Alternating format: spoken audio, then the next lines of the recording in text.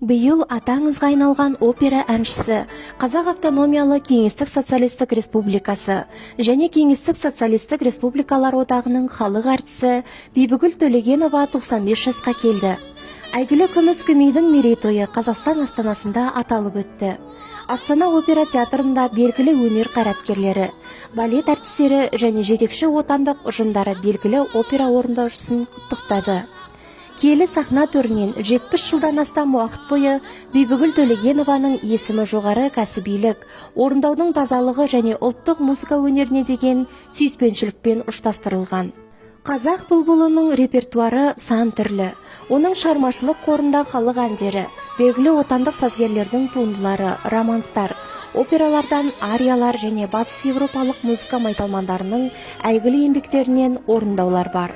Атап айтсақ, халық аузында жүрген Гаухартас, 25, Қос қарлығаш, Еске алу, Бұлбұл және тағы басқа танымал әндері бар. Бибігүл Төлегенова өнердегі жолында 30-ға тарта марапатқа ие болды. Ол 20 ғасырдың көрнекті 20 елінің бірі ретінде ЮНЕСКО тізіміне енгізілген.